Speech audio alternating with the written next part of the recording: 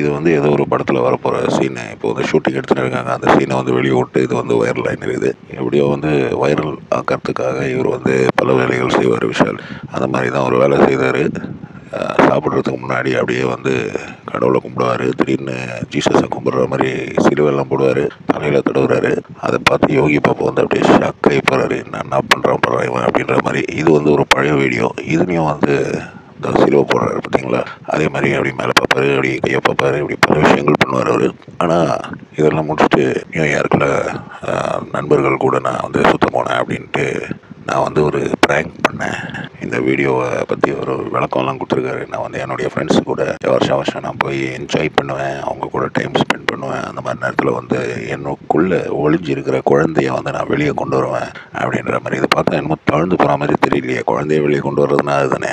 இப்போ கொஞ்ச நாளைக்கு முன்னாடி மிக்ஜாம் புயல் அடித்து வெள்ளம் வந்த போது ஒரு வீடியோ போட்டு இதே மாதிரி மாட்டினார். அதில் வந்து அண்ணா நகர்லேயே இந்த கதினா அப்புறம் என்னங்க அப்படின்ற மாதிரி பேசியிருந்தார். அதுக்கு வந்து கழுவி ஊட்டினாங்க. இவர் ஏன் அண்ணா நகர்னா பெரிய இதுலையா இருக்குது, இதுவாக நீ அண்ணா நகரில் இருந்தா நீ பெரிய ஆளா, உங்களுக்கு மிக்ஜாம் புயல் வந்தால் புயல் வந்து அண்ணா நகரில் தாக்காதா, இல்லை நான் வெள்ளத்துக்கு என்ன பாகுபாடு இருக்குதா, ஏழை பணக்காரன்ற வித்தியாசம் இருக்குதா, அது இதுன்னு கேட்டாங்க. எனக்கு வந்து தோன்றது என்னென்னா, இப்போ இந்த மாதிரி வீடியோஸ் எல்லாம் வந்து சும்மா அவன் ஏதோ பண்ணிட்டு போகிறான்னு விட்டுற வேண்டியதானே, நம்ம எதுக்கு முன்னாடி போனோம். ஆனால் இந்த யோகி பாபு பக்கத்தில் உட்காந்து சாப்பிட்ற வீடியோ வந்து பயங்கர காமெடியாக இருக்குது பார்க்கறதுக்கு. யோகி பாபு வந்து அப்படியே சினிமாவில் கவுண்டரில் கொடுக்குற மாதிரி கொடுக்குறாரு. அப்படி பார்க்குறாரு. அதுக்கு வந்து மைண்ட் வாய்ஸ் போட்டுக்கணும் போல இருக்குது. ஆனால் இந்த மாதிரி நடிப்பு வந்து நம்ம நிறைய பார்த்துருக்கோம். இப்போ சூர்யா கூட ஒரு ஆக்டிங் பண்ணார் இதில், விஜயகாந்த் அவருடைய சமாதியில் போயிட்டு.